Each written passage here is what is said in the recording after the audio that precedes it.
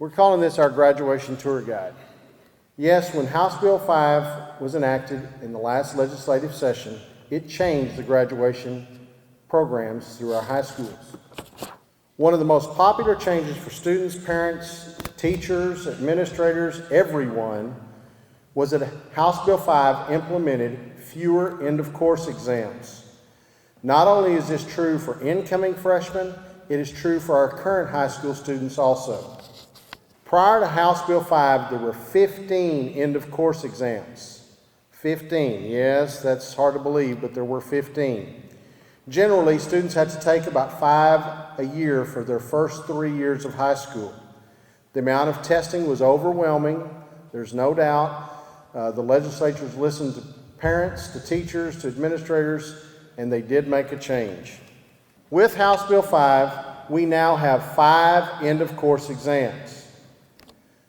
Like I said earlier, this is not only true for the incoming freshmen, but now for our current high school students.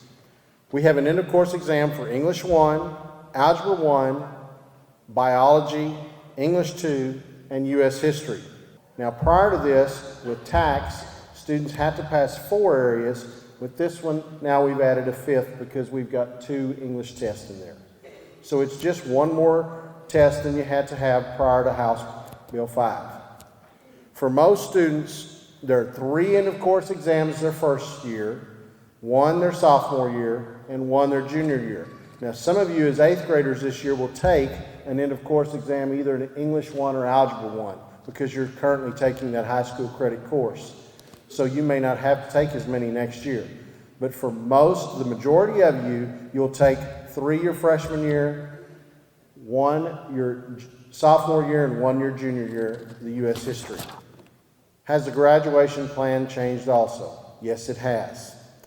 House Bill 5 made significant changes to the graduation plan starting in the fall of 2014 or the class of 2018. That's what you guys all are in here. You're the class of 2018. The old graduation plans, parents, if you had older children who've already graduated or are currently in high school, there are 3 basic graduation plans. There's a minimum plan, a recommended high school program, and a distinguished achievement program. For incoming freshmen, House Bill 5 replaced all of these with a new plan. House Bill 5 has 3 components. First is the foundation plan. We refer to these as the basics. All students must take these basic courses. There are 22 credits within the foundation part of the plan. They have some choices, but there's still 22 credits that must be attained by all students, and it's part of the foundation plan. The endorsements, or the choices that we refer to, is now where you can get your 26 credits. You have to pick up an extra science, an extra math, and 2 extra electives to get your 26 credits to graduate. It is required that all students entering high school, as you'll see in a moment, choose an endorsement plan.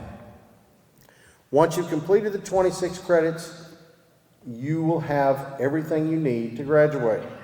The distinguished level of achievement are the extras. Think of them as the extras. It's similar to the old distinguished academic program with a few differences. It requires 26 credits, just like the endorsement plan, with the exception of you must complete Algebra 2. All students must complete Algebra 2. This plan also will allow you to be in the top 10% of your graduating class, and if you know anything about being in the top 10% of your graduating class, that qualifies you. You notice I said qualifies you for top 10 admittance into state colleges and universities. It does not guarantee that you get into your choice, but it qualifies you as a top 10% graduate. You have to have the distinguished level of achievement. What are my choices? This is where it gets a little tricky. There are 5 endorsement areas. Think of these as majors in college, if you would. In junior high, every student has taken some type of career entrance inventory. They may not remember it right away, but they've all taken one. And you're just going to have to ask them a little bit, visit with them about their interest level. No one endorsement is preferred by any college or university over another, and you can be in all extracurricular activities, anything you want to be in high school, in any endorsement area. Being in an endorsement does not restrict you from being in any extracurriculars. The endorsements. The first is the arts and humanities. It's social studies, English, literature, history, fine arts, and world languages. The second one is business and industry. It's for students with interest in agricultural science, communications, accounting, marketing, graphic design, automotive technology, and information technology. Public services.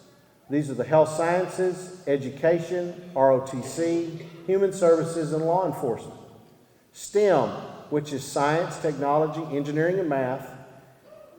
It's technology, engineering, advanced math, and advanced science.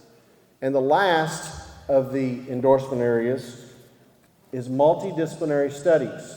4 credits in each of the 4 core areas, or 4 AP or dual credit courses. Those of you that are familiar with the current graduation plan is very similar in the what we refer to as the 4x4. 4 years of English, 4 years of math, 4 years of science, and 4 years of social studies. All high schools throughout the state must offer the multidisciplinary studies option. Everyone must offer that endorsement. In Red Oak, we are very fortunate in that we are able to offer all 5. Some smaller high schools would not be able to do this. We have the ability to offer all 5 endorsements at Red Oak High School. Students take their basics, which we talked about in their foundation program. Then they must choose an endorsement. During the online course selection process that you'll begin in a couple weeks, you will also be selecting an endorsement pathway. This does not lock you into an endorsement by any means. You will be able to change.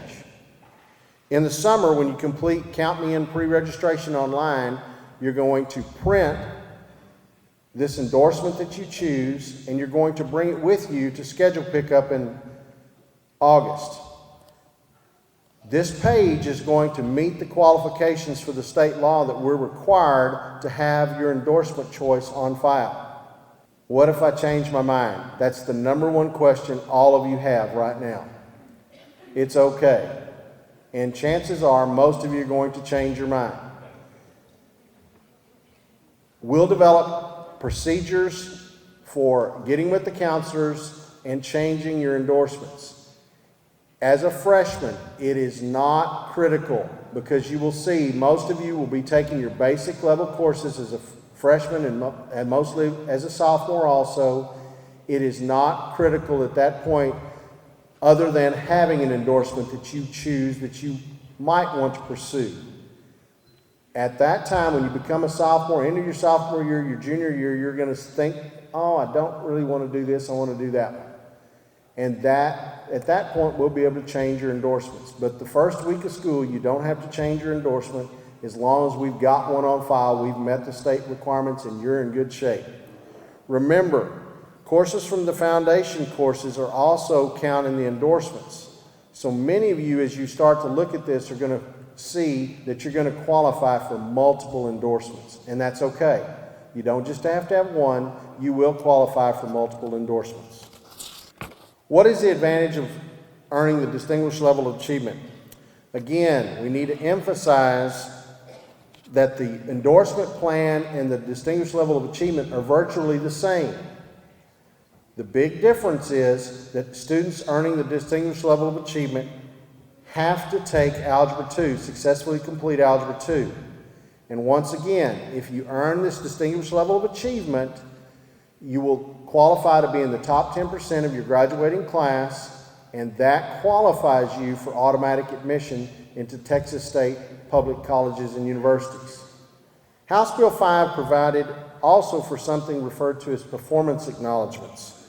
These are areas where students have outstanding achievement in certain areas, and they are marked on their diploma. These are the areas which you can earn these performance acknowledgments. The exact criteria for earning these performance acknowledgments has not been released yet, because remember, most of these are you're not even going to get close to earning any of this until your junior and senior year.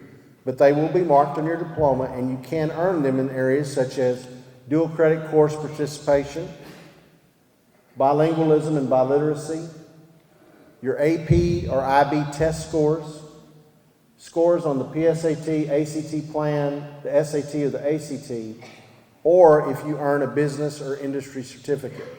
The next part of this will be classroom guidance at Red Oak Junior High. That's going to be March 26th through the 28th. The counselors will be in their classes visiting with the students. The course selection sheets will be distributed and explained.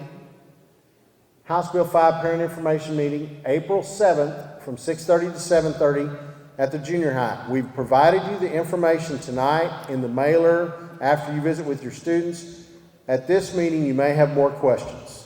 And at this time is when we'll be able to helpfully address those questions that may come up. The course selection sheets will be due April 8th.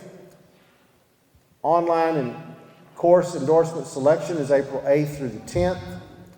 And then in August, we will do our freshman schedule pickup.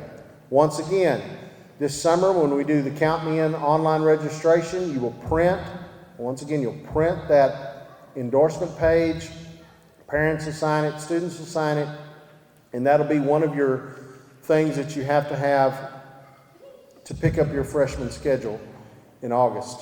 One of the things is, like I said, we're all wanting to graduate in 2018. That is our end goal in mind.